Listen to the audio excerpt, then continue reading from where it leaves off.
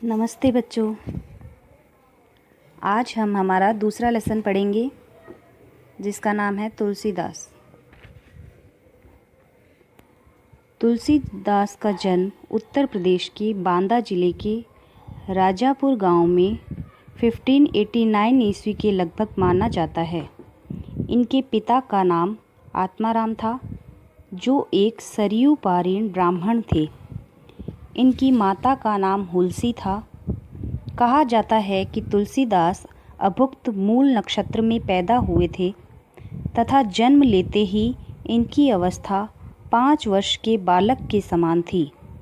मुंह में दांत भी निकले हुए थे। भय की आशंका के चलते माता पिता ने इन्हें त्याग दिया तथा मुनिया नामक दासी को दे दिया, जिससे इनका पालन पोषण किया। इनका बाल्यकाल कष्टपूर्ण बीता। कवितावली में ये लिखते हैं, मातु पिता जग जाय तजो, विधिहु न लिख्यो कछु भाल भलाई। इसका आशय कि मातु पिता जग जाय तजो यानी माता पिता ने भी उनको तज दिया था, उनको छोड़ दिया था। विधिहु न लिख्यो कछु भाल भलाई, और विधि ने इनके भाग्य में कुछ भी भला नहीं लिखा था। इनके गुरु का नाम नरहरिदास बताया जाता है। इनकी पत्नी रत्नावली विदुषी थी, किंतु किसी कारणवश वैवाहिक जीवन अधिक समय तक न चल सका। इन्होंने गृह त्याग कर दिया तथा घूमते घूमते अयोध्या पहुंच गए। वहीं पर संवत 1631 में इन्होंने रामचरितमानस की रचना प्रारंभ की। बाद में ये काशी आकर रहने लगे। जीवन के अंतिम दिनों में पीड़ा शांति के लिए इन्होंने हनुमान की स्तुति की, जो हनुमान बाहुक नाम से प्रसिद्ध है। इनकी मृत्यु के संबंध में निम्नलिखित दोहा प्रसिद्ध है। संवत 1680 गंग के तीर यानी 1680 के लगभग और गंगा नदी के तीर यानी किनारे पर, श्रावण शुक्ल सप्तमी तुलसी तजो शरीर। श्रावण शुक्ल की यानी श्रावण महीने की शुक्ल पक्ष की सप्तमी को तुलसीदास ने अपना शरीर त्याग दिया। इन्होंने राम के अनन्य भक्त के रूप में दास्य भाव अपनाते हुए अनेक काव्य ग्रंथों की रचना की, जिनमें से निम्नलिखित प्राप्त है: रामचरितमानस, विनय पत्रिका, दोहावली, गीतावली, कवितावली, रामाज्ञा प्रश्न, बरवे रामायण, जानकी मंगल, पार्वती मंगल, रामलला नहछु, वैराग्य संदीपनी तथा श्री कृष्ण गीतावली। तुलसी आदर्शवादी कवि थे। इन्होंने आदर्श चरित्रों का सृजन कर हमें अपने दैनिक जीवन में उनके अनुकरण का संदेश दिया है। ये अवधी और ब्रज भाषा दोनों के पंडित थे। दोनों भाषाओं का शुद्ध और परिमार्जित रूप इन्होंने अपनाया।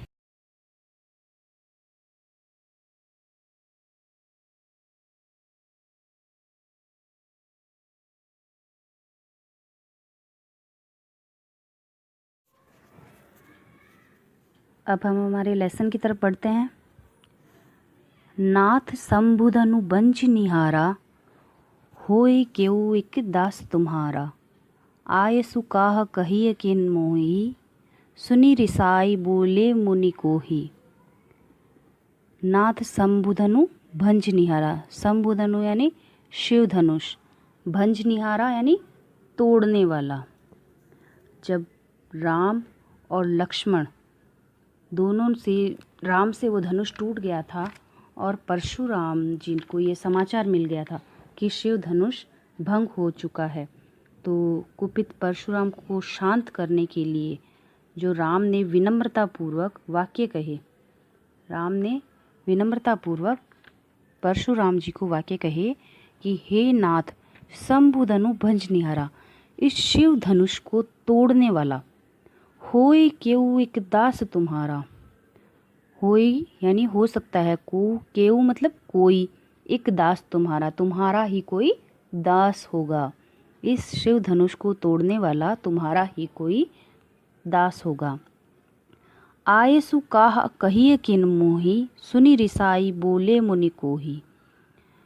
आज्ञा दीजिए, क्या आज्ञा है, आप मुझे आज्ञा दीजिए।